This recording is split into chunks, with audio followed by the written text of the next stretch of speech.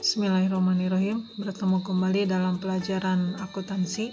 Untuk hari ini kita akan membahas kertas kerja atau juga disebut dengan neraca lajur atau juga disebut dengan worksheet.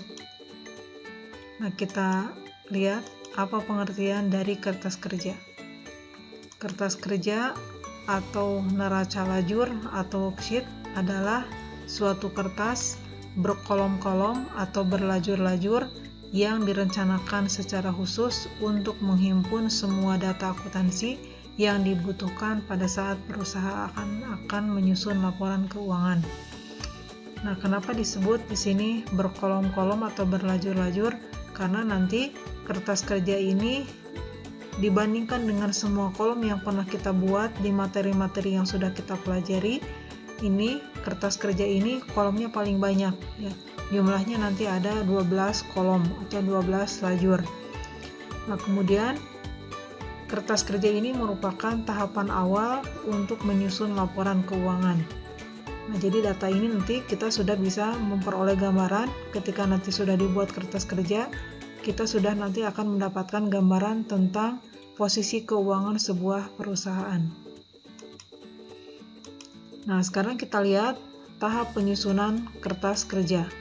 Nah, tahapnya di sini ada beberapa ya. Yang pertama adalah yang paling awal yang harus kita lakukan adalah menyusun neraca sisa atau neraca saldo, dan ini sudah dibahas di materi sebelumnya. Yang kedua adalah menyusun ayat jurnal penyesuaian atau AJP. Yang ketiga adalah menjumlahkan, nanti dari dua data ini akan dijumlahkan, disesuaikan sedemikian rupa sehingga nanti diperoleh data yang tersedia nanti di kolom neraca sisa disesuaikan atau neraca saldo disesuaikan atau nanti disingkat dengan NSD. Kemudian dari NSD ini nanti data akan dipindahkan ke dalam dua rumah ya, dua rumah, dan masing-masing akun nanti memiliki rumah sendiri-sendiri. Nah, untuk rekening real atau akun real, nah ini nanti akan masuk ke dalam rumah neraca. Nah, akun yang dimaksud nanti adalah harta utang modal. Nah, sementara nanti ada akun nominal atau nanti akun yang masuk ke dalam rumah laba rugi. Nah, akunnya adalah pendapatan dengan beban. Nah, akun real dan akun nominal ini tidak mungkin ada yang punya rumahnya dua. Rumahnya hanya satu. Ya, kalau akun real berarti rumahnya ke neraca, dan akun nominal rumahnya pasti ke laba rugi. Nah, kemudian nanti setelah dipindahkan nanti ke rumah neraca dan laba rugi, barulah nanti di sini kita akan memperoleh selisih ya dari dua kolom ini, dan itu menunjukkan posisi keuangan posisi keuangan perusahaan dalam kondisi laba atau dalam kondisi rugi. Nah, ini adalah bentuk kertas kerja ya. Nah, kertas kerja kolomnya yang pertama di sini ada nomor akun, kemudian di sini ada keterangan, kemudian ada neraca saldo terdiri dari dua kolom debit kredit, kemudian jurnal penyesuaian, NSD ini neraca sisa disesuaikan, kemudian laba rugi, dan di sini ada kolom neraca. Nah, kemudian kita akan isi ya kertas kerja ini dengan data-data yang dibutuhkan. Tadi yang awal kita akan mengisi kolom neraca saldo. Nah, neraca saldo di sini diisi dengan data yang asalnya dari neraca saldo yang ada di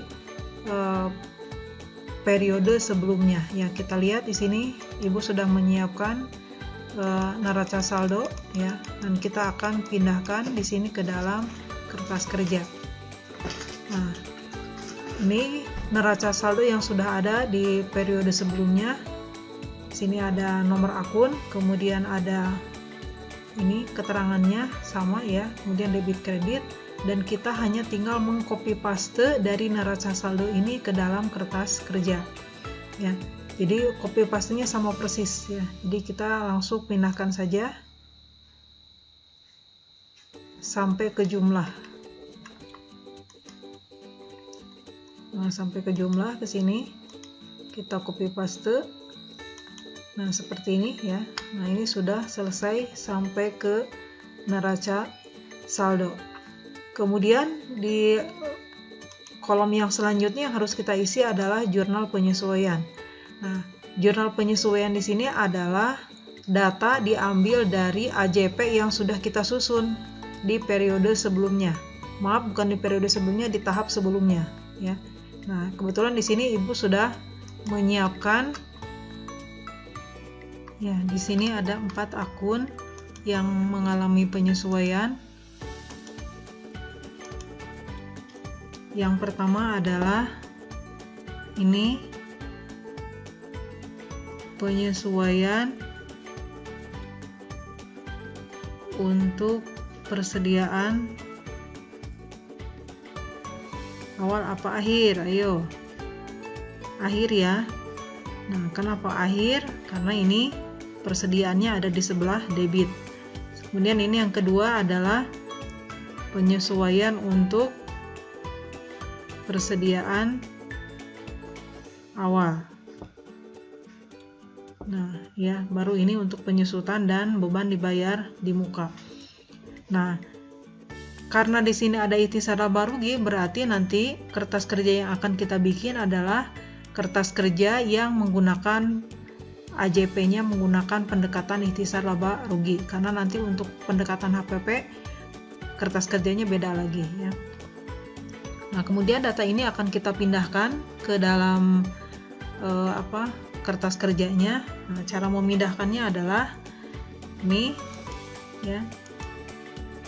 Persediaan barang dagangnya sudah ada di sini, ya. Ini persediaan barang dagang, maka ini kita pindahkan seperti ini, ya, di copy. Maaf, bukan ini jumlahnya saja, ya. Dipindahkan. Ini posisinya ada di debit, berarti dia di jurnal penyesuaiannya pindahkan ke sebelah debit, jumlahnya saja, ya. Nah, seperti ini. Kemudian kita lihat di sini yang kedua adalah ikhtisar laba rugi.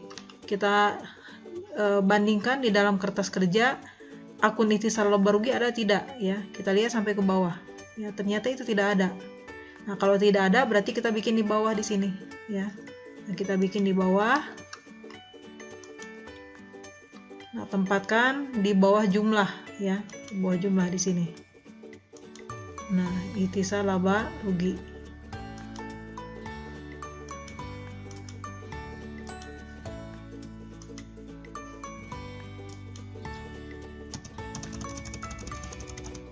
Nah, seperti ini. Kemudian jumlahnya di sebelah kredit kita pindahkan. Nah, awas jangan di sini ya, jangan di neraca saldo, tapi di kolom penyesuaian sebelah kredit. Nah, seperti ini. Ini sudah dipindahkan. Kemudian yang selanjutnya adalah ikhtisar laba rugi lagi. Ini untuk persediaan awal, tapi dia posisinya ada di sebelah debit. Maka jumlahnya kita kopikan, kita pindahkan di sebelah debit di sini. Jadi sejajar dengan jumlah yang berbeda. Yang selanjutnya adalah persediaan barang dagang. Karena sudah ada persediaan barang dagang, kita pindahkan di sebelah debit. Maaf, di sebelah kredit. Nah, ke sini, ya. Nah, ini sudah selesai, kita pindahkan. Kemudian di sini beban penyusutan. Nah, beban penyusutan, lihat di kolom keterangan di sini ada tidak? Beban penyusutan peralatan ini ada, ya. Berarti kita tinggal memindahkan, di copy ke sebelah kredit. Maaf, ini yang akumulasinya dulu. Akumulasi ke sini di sebelah kredit.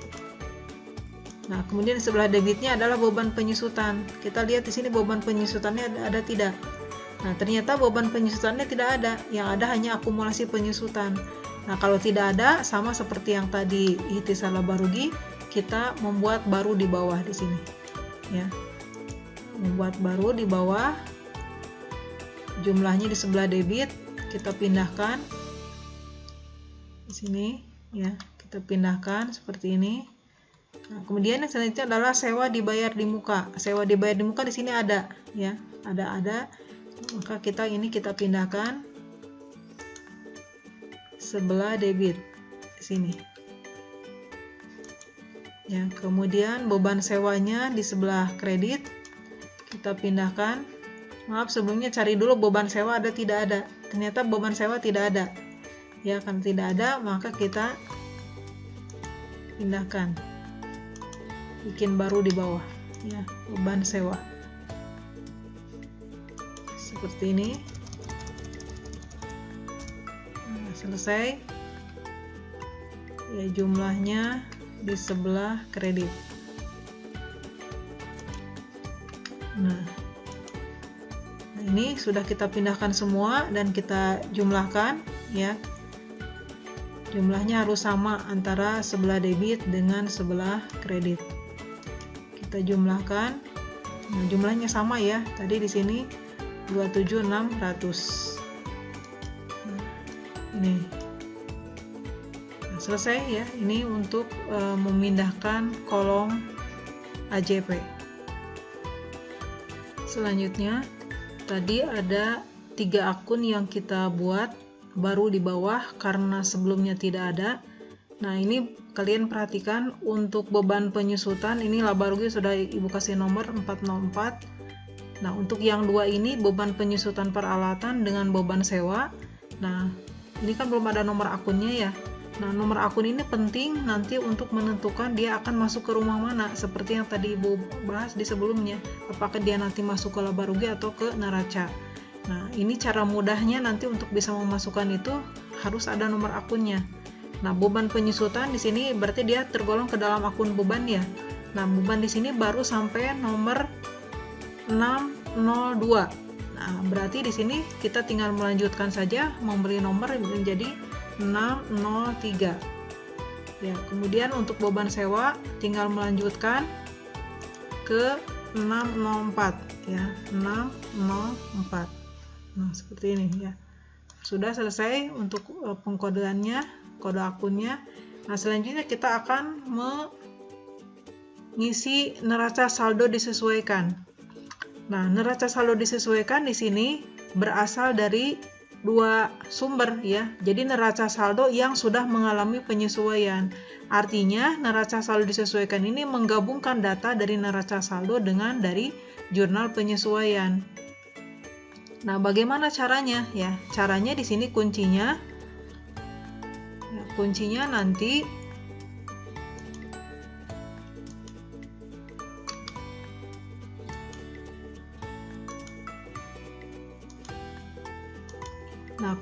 adalah kalau dari neraca saldo ya, dari neraca saldo di sini datanya posisinya ada di debit. Ya, ada di debit, kemudian di jurnal penyesuaian ada di debit, maka nanti di neraca saldo disesuaikannya hasilnya pasti bakal ditambah ya, tambah dan tempatkan di posisi debit. Nah, kemudian untuk bagaimana kalau di sini ada di kredit ya, kalau kredit ditambah kredit, nah nanti hasilnya di sini bakal di kredit. Tapi kalau misalnya di neraca saldonya posisinya di debit, kemudian di AJP-nya di sebelah kredit, maka dia harus dikurangkan. Ya, posisinya nanti ada di mana tergantung ini mana yang paling besar. Kalau besar di debit berarti di debit disimpannya. Kalau besar di kredit maka di kredit disimpannya. Kalau di dalam neraca saldo adanya di kredit, kemudian ada di debit ya di AJP-nya, maka ini juga sama harus dikurang.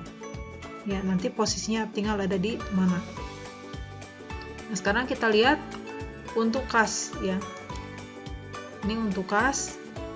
Nah, karena ternyata kas di neraca saldo adanya di sebelah debit, nah sementara di AJP-nya tidak ada, maka jumlah ini kita tinggal langsung memasukkan ke dalam debit saja seperti ini.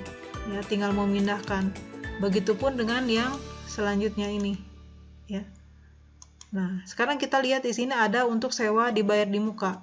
Nah, kebetulan di sini ada di neraca saldonya ada di debit, kemudian di AJP-nya ada di debit. Nah, berarti kalau debit dengan debit berarti harus ditambah ya.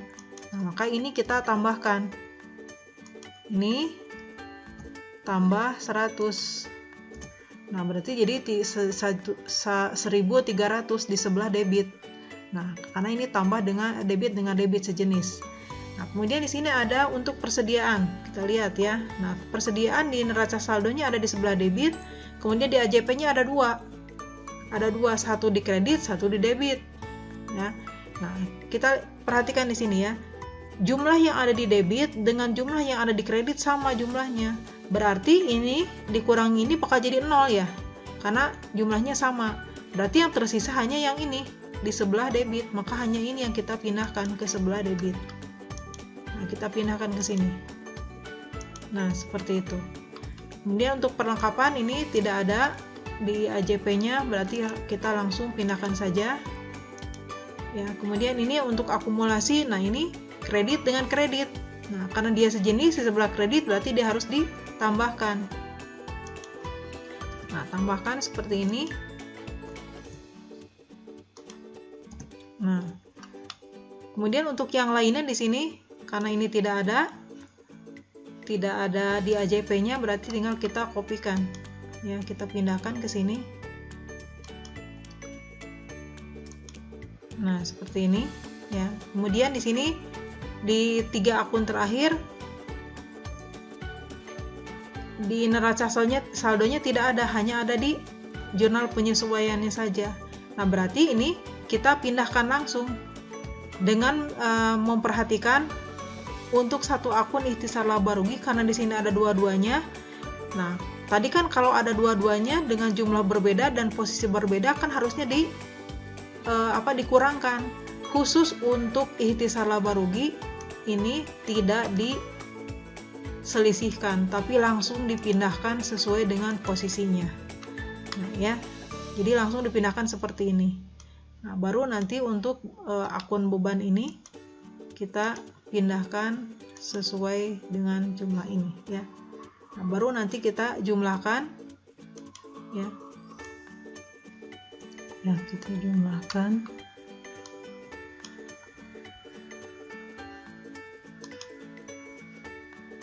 Nah, ini jumlahnya harus sama antara sisi debit dan sisi kredit. Nah, ini selesai sampai neraca saldo disesuaikan ya. Itu saja untuk pertemuan hari ini. Dan untuk tahapan selanjutnya kita akan bahas nanti di pertemuan yang selanjutnya ya. Segitu saja. Assalamualaikum warahmatullahi wabarakatuh.